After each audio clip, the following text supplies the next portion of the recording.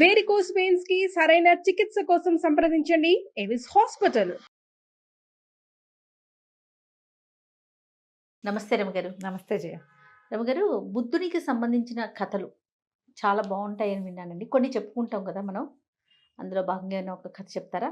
అయితే చందమామలో అహింసా జ్యోతి పేరుతోటి బుద్ధ చరిత్ర ఒక పుస్తకంగా ఉంది. పాత సీరియల్ 60స్లో రిలీజ్ అయింది. అది మొత్తం బుద్ధుని చరిత్ర కాకుండా అందులో నుంచి కొన్ని కథలు చాలా జనానికి ఆకర్షణీయంగా ఉండే మంచి కథలు ఉన్నాయి జయ.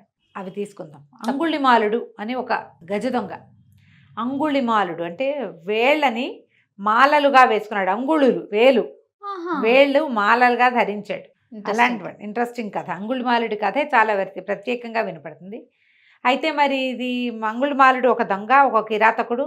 బుద్ధ దర్శనం వల్ల అతను మారిపోయాడు. అది వింటాం. అసలు అంగుళిమాలుడి బేసిక్ కథ ఇంకొంచెం డిఫరెంట్గా కనపడుతుంది. కోసల రాజ్యంలో ఒక పురోహితుడు ఉండేవారట, కోసల రాజు గారి దగ్గర. ఆయన భార్య లేక గర్భవతి అయ్యి ఒక కుమారుణ్ణి ప్రసవించింది. ఆ పిల్లవాడు పుట్టేసరికల్లా ఊళ్ళో అన్ని కత్తులు కటార్లన్నీ ధగధగా మెరిసిపోయినాయిట పిల్లవాడు పుట్టినప్పుడు. అయితే ఏమైంది, ఆశ్చర్యపోయాడు. పిల్లాడు పుట్టంగానే మన పిల్లవాడు పుట్టిన ముహూర్తంలో ఇట్లా ఎలా జరిగింది అని ఆశ్చర్యపోయి పురోహితుడు ఏం చేశాడు, ఒక జ్యోతిష పండితుడి దగ్గరికి వెళ్ళి పిల్లవాడి జనన కాలం లెక్క కట్టించాడు. ఆయన బాగా చూసి ఈ జాతకుడు గజ దొంగ అవుతాడు, ప్రపంచం వీడంటే ఉనికిపోతుంది, అందుకే కత్తులు మెరుస్తున్నాయని చెప్పాడు. ఓయ్ సరే పురోహితుడు ఏం చేశాడు, భార్య ఇంకా పురుట్లోనే ఉంది, పురుటి గదిలోనే. ఈయన పోయాడు రాజుగారి దగ్గర, కోసల రాజుగారి దగ్గరికి వెళ్ళాడు. అయ్యా, మీరేమైనా విచిత్రం చూసారంటే నా కత్తి మెరుస్తూనే ఉంది రాత్రి నుంచి అన్నాడు రాజు. మీ కత్తే కాదండి, ఊరందరి కత్తులు మెరుస్తూనే ఉన్నాయండి. బాగుంది రమ్మగారు. అలా జరిగిందట. ఊరందరి కత్తులు మెరుస్తూనే ఉన్నాయండి. నాకు ఒక కుమారుడు కలిగాడు. వాడి జనన కాలం వల్ల ఇలా జరిగిందని అనుమానపడే జ్యోతిష్యం చూపించాను. చూపిస్తే వీడు దొంగ అవుతాడని, వీడి వల్ల ప్రపంచానికి చాలా ఇబ్బంది కలుగుతుందని ఉన్నది. పిల్లవాడిని కడతీర్చమని సెలవా అని అడిగాడు. అయ్యో అడిగేసరికల్లా రాజు అన్నాడు, వద్దొద్దు, ఎందుకు అట్లా, ఒక్కడి వల్ల ఏమైపోతుంది, ఒక్కడి దొంగ అయితే ప్రపంచానికి వచ్చేది ఏముంది, వాడు దొంగ అవడం వల్ల ఏదో కొంత ఇబ్బంది వస్తుంది, అది మనం మేనేజ్ చేసుకుందాం లేవయ్యా, నీకు లేక పుట్టిన కొడుకు, జాగ్రత్తగా పెంచుకో, పర్వాలేదు మేనేజ్ చేద్దాం అన్నాడు. సరేనని పిల్లాడికి అహింసకుడు వాడి పేరు, హింసే చేయని వాడు అని పేరు పెట్టి పెంచుకున్నారు. పిచ్చి తెలివైన వాడు ఎంత యాక్టివో. 8 ఏళ్ల తర్వాత 8-9 ఏళ్ళు వచ్చాక గురువుగారి దగ్గర చేర్చారు విద్యాభ్యాసానికి. బాగా చదువుకునేవాడు, అన్నీ బాగానే ఉన్నాయి. 18 ఏళ్ళు వచ్చేసరికల్లా మొత్తం పాఠశాలలో అగ్రగణ్యుడిగా ఉన్నాడు వాడు. బాగుంది. 19-20 వచ్చినాయి. అయితే మిగిలిన శిష్యులకు ఒక మత్సరం పుట్టింది ఈ పిల్లవాడి మీద, ఈ అహింసకుడి మీద. వీళ్ళు ఎట్లా చెప్పారంటే, అమ్మగారు వాడిని ప్రత్యేకంగా చూస్తారు, అమ్మగారితో వీడు సంబంధం కలిగి ఉన్నాడని ఒక మాట పుట్టించారు. అయ్యయ్యో. గురువిణి గారితోటి, గురుమాతతో చెప్పేసరికల్లా గురువు గారికి చెప్తే ఆయన నమ్మల. ఆయన ఒక ప్రయత్నం చేసి చూద్దామని భార్య ఈ కుర్రాడితో ఎలా ప్రవర్తిస్తుందో చూద్దామనుకున్నారు. ఆవిడ మామూలుగానే ఉంది, కాకపోతే ఏంటంటే వీడు మొత్తం పాఠశాలలో అత్యంత తెలివిగల పిల్లవాడి పట్ల కొంచెం ఆపేక్షగా ఉంటారు ఆడవాళ్ళు, పెద్దవాళ్ళు సహజంగా. ఈ శిష్యుల తాలూకు మత్సరము, వీళ్ళ కుయుక్తి ఆవిడకి తెలీదు. సారా నాయన, నువ్వు ఇంకొంచెం తిను, ఎదిగే పిల్లవాడివి, చదువుకునేవాడివి అని ఇంకో ముద్ద ఎక్కువ పెట్టేది. ప్రేమగా చూసేది. తెలివైన పిల్లలు, బ్రైట్ కిడ్ పట్ల ఎలా ఉంటుంది అంతే. అలాంటిదే ఈయన ఇంకోలా అర్థం చేసుకున్నాడు. మన ఏ దృష్టితో చూస్తే ఏ రంగు కళ్ళద్దాలు పెట్టుకుంటే ఆ రంగే కనపడుతుంది ప్రపంచం. దాంతో ఈయనకి ఎలాగైనా చంపేద్దామనిపించింది. తన భార్యతో సంబంధం పెట్టుకున్నాడు వీడని. చంపేయడానికి భయం వేసింది. ఎందుకంటే ఈ పాఠశాలకి ఆయన పెయిడ్ పాఠశాల అది. శిష్యులు ఎవరు రారు. ఇలా ఆలోచించి ఏమన్నాడంటే, ఒరే అబ్బాయి, ఇక నుంచి నీకు నేను చదువు చెప్పను. నీకు చదువు చెప్పాలంటే నువ్వు గురువాజ్ఞ ఒకటి అవలంబించాలి. నేను చెప్పింది చేయాలంటే. ఈ అబ్బాయి ఏమనుకున్నాడు హింసకుడు, అయ్యో నాకు చాలా చదువుకోవాలంది, ఏం చేయమంటారో చెప్పండి అన్నాడు. 1000 మందిని చంపి 1000 మంది వేళ్ళు సమర్పించాలి నాకు నువ్వు. ఒక వ్యక్తిని చంపి వాళ్ళ చిటికెన వేలు పక్కన దాచిపెట్టుకో. 1000 చిటికెన వేళ్ళు సమర్పిస్తేనే నీకు విద్య, ఫర్దర్ విద్య, బేసిక్ విద్యలు అయిపోయినాయి ఓకే అని చెప్పేసరికి వీడు ఆశ్చర్యపోయి, అయ్యో మా వంశాచారం దీనికి ఒప్పుకోదండి, ఇతరులని హాని చేయకూడదు, మేము మా పద్ధతి కాదు అది, కానీ మీరు చెప్పారు మీరు గురువు, మీరు గురువు. పైగా మీరు ఏది చెప్తే అది చెయ్యాలి. నాకు చదువు కావాలి, దానికోసం నేను ఏమైనా చేస్తా. సరే ఇదే చేస్తాను అలాగేనని అడవిలోకి వెళ్ళిపోయాడు. ఎవరు కనపడితే వాళ్ళని చంపేసేవాడు. వాళ్ళు వేలు కత్తిరించి దాచిపెట్టుకునేవాడు. చేస్తాడు.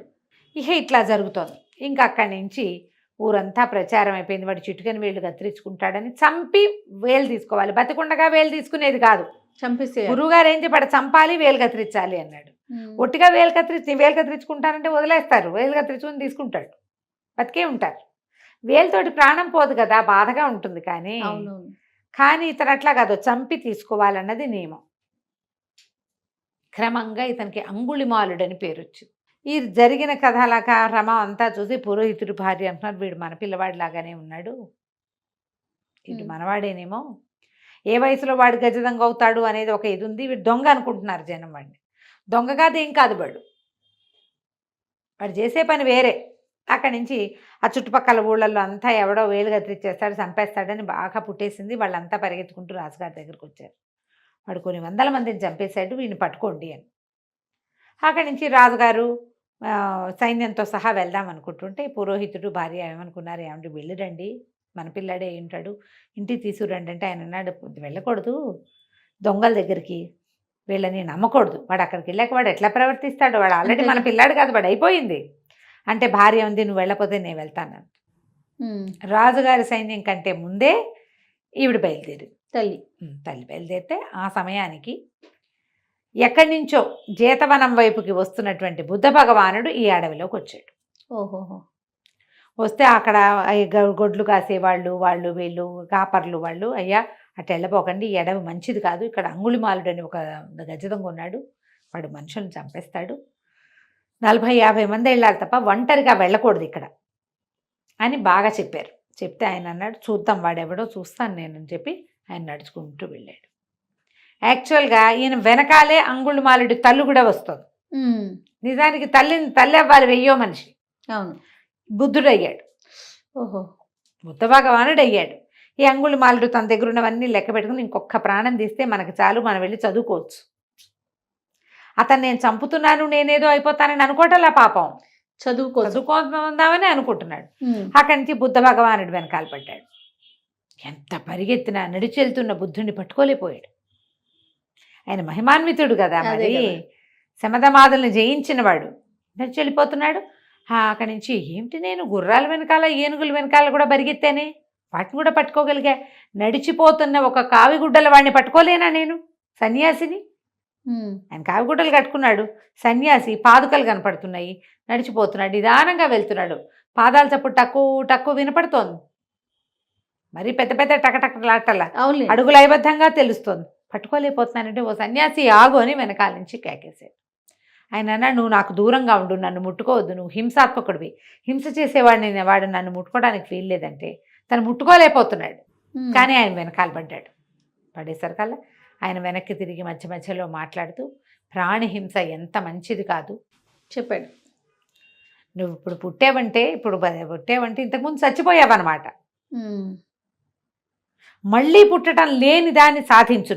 నువ్వు పుట్టావు అంటే ముందు చచ్చావు అని అర్థం.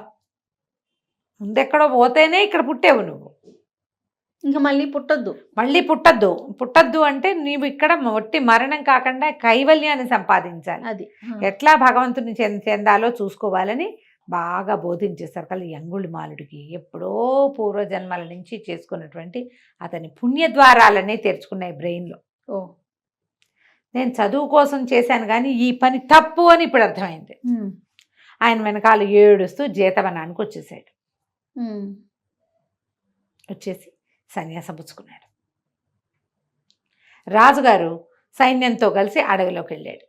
అంగుళిమాలుడు తల్లిలు అడవంతా వెతుక్కుంది, అతను కనిపించలే, ఏడ్చుకుంటూ వచ్చేసింది. రాజుగారు వెళ్ళాడు, రాజు కూడా కనపడలేదు. అక్కడి నుంచి రాజు ఏం చేశాడు, ఇంత దూరం వచ్చాం కదా, జేతవనానికి వెళ్దాం, బుద్ధ దర్శనం చేసుకుందామని బుద్ధుడి దగ్గరికి వెళ్ళాడు. వెళ్ళేసరికల్లా ఆయన కొంచెం చూచాయిగా తెలిసింది అతను ఇటు వచ్చాడు అని. నేను ఎందుకు వచ్చావు, ఏమిటి నాయన, ఏమిటి ఈ సమయంలో ఎందుకు వచ్చావు, ఏమిటి బింసారుడు ఏమైనా నేను ఇబ్బంది పెడుతున్నాడా, ఇతర రాజులు ఏమైనా ఇబ్బంది పెడుతున్నారా, ఎందుకు వచ్చావంటే, ఏం చెప్పాను ప్రభు, ఇక్కడ ఈ అడవిలో అంగుళిమాలుడు అని ఒక గజ దొంగ తయారయ్యాడు. వాడు మనుషుల్ని చంపేస్తున్నాడు. వాడిని పట్టడానికి వచ్చాం అంటే ఇక చంపడు, అతను సన్యసించాడు. సన్యసిస్తే 1000 మందిని చంపింది ఎట్లా పోతుంది? అంతేగా. అక్కడి నుంచి ఆయన పిలిచాడు అంగుళిమాలుని. పిలిచేసరికల్లా రాజు నిర్ఘాంతపోయాడు. ఒక దొంగ, హంతకుడు, క్రూరుడు అయిన వాడిని బుద్ధ భగవానుడు వాడిని దగ్గర చేసుకుంటాడని ఆయన నమ్మల. అది అంగుళిమాలుడిని చూసేసరికల్లా అప్పుడు నమ్మాడు. తనకి ఇట్లా కాసుకోక అంటారు, ఇట్లా పైకి కట్టుకునే వస్త్రం, ఆ వస్త్రం ఊడదీసి అతనికి అప్పచెప్పి ఇవ్వబోయాడు. పుచ్చుకోలేదు అంగుళిమాలుడు. నేను సన్యసించాను, వస్త్రంతో నాకు పని లేదు, చీవరం చాలు నాకు. ఏదైనా ఇస్తే తీసుకునే లక్షణం కూడా పోయింది. రాజు చాలా ఆశ్చర్యపోయాడు. అయితే బుద్ధ భగవానుడు రాజుకి సమజాయించి నాకు అర్థమయ్యేలా చెప్పాడు కోసల రాజుకి, ఇతను ఇంకా ఎవ్వరి జోలికి రాడు, నీ దారి నువ్వు వెళ్ళిపోను. అక్కడి నుంచి భిక్షాటానికి వెళ్ళేవాట అంగుళిమాలుడు. ఓహో. ఎవ్వరు ఏమీ ఇచ్చేవాళ్ళు కదా, అతను చూస్తేనే భయపడేవారు. అతని ఐడెంటిటీని దాచుకోవాలి. మామూలుగా మనం చూస్తాం కథల్లో, ఇలా మారి వచ్చిన వాళ్ళు ఐడెంటిటీని దాచుకుంటారు. అవును, ఇతను దాచుకోవాలి. ఇతనే అంగుళిమాలుడు, ఇంతమందిని చంపినవాడు అన్న మాట బయటకు వచ్చేసింది. అతను చూస్తేనే భయపడి వణికిపోయేవాళ్ళు, ఎవరు అన్నం కూడా పెట్టేవాళ్ళు, ఆకలి దహించుకుపోయేది పాపం. అయ్యో. అయితే ఇతను చూశాడు ఒకరోజు, ఒక అమ్మాయి, ఒక ఆవిడ ప్రసవ వేదంతో విపరీతంగా బాధపడుతూ కనపడింది రోడ్డు మీద. ఇంతమందిని ప్రాణాలు తీసిన వాడు ఒక జీవికి ప్రాణం ఇవ్వడం కోసం ఆ తల్లి పడుతున్న కష్టం చూసి నీరైపోయాడు. ఏడుస్తూ వచ్చాడు. కష్టపడి కంటారు, వాళ్ళని చంపేశాను నేను. అప్పుడు తెలిసింది, తెలుసు అతనికి, ఈ దుఃఖాన్ని నేను తట్టుకోలేకపోతున్నాను, ఈ దుఃఖాన్ని తట్టుకోలేకపోతున్నాను, నేనేం సహాయం చేయలేను, ఒకరి పుట్టుకకి కారణం కాలేను, నేనేం చేయలేను, వాళ్ళకి చంపడానికి మాత్రం నాకు చేతులు వచ్చాయి, నేను ఇంత పని చేశాను. జీవుడు బయటికి రావడానికి ఎంత వేదన అనుభవిస్తాడు, ఆ తల్లి ఎంత హింసను అనుభవిస్తుంది, ఎంత కష్టపడతారు. దుఃఖాన్ని తట్టుకోలేక విపరీతంగా ఏడ్చాడట. బుద్ధ భగవానుడు అన్నట్ట, నువ్వు ప్రతిజ్ఞ చేయి, వెళ్ళు, సత్య ప్రమాణం చేస్తే ఆ అమ్మాయి గర్భవేదన తగ్గుతుంది, శిశువుని ప్రసవిస్తుంది సులువుగా. నా తప్పేమీ లేదు, తెలిసి నేను ఎవ్వరికీ అపకారం చేయలేదు అని ప్రమాణం చేయమన్నాడు.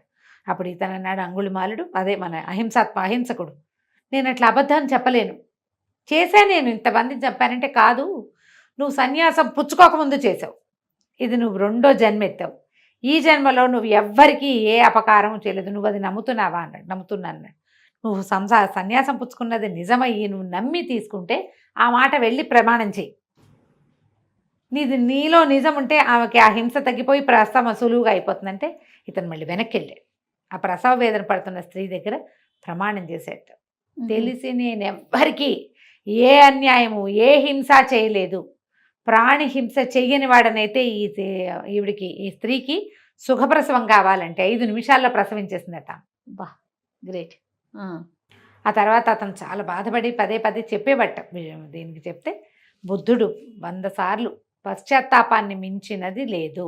అవును, పశ్చాత్తాపడు, మళ్ళీ చెయ్యొద్దు. ఒట్టి పశ్చాత్తాపంతో ఏమవ్వదు, మళ్ళీ చేయకూడదు కదా. జీవన విధానాన్ని మార్చుకోవాలి. నువ్వు మార్చుకున్నావా, నువ్వు మారిపోయినట్టే, నీకు క్షమ లభిస్తుంది.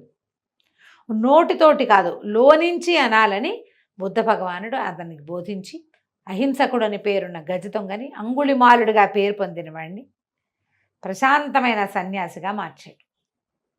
ఇక ఇలాంటి కథలు ఎన్ని కనపడతాయో. ఎంత బాగుంది. ఇట్లా ఎంతో మంది క్రూరాత్ములు, దురాత్ములు, చండాశోకుణ్ణి, ధర్మాశోకుణ్ణి చేశాడు బుద్ధుడు. అవును, బుద్ధిజమే కదా, అహింస మీద నమ్మకం కలిగించాడు. అవును, ఇలాంటి కథలు ఒక 5-6 కనపడతాయి, వీళ్ళు వెంబడి చెప్పుకుంటాం. తప్పకుండా.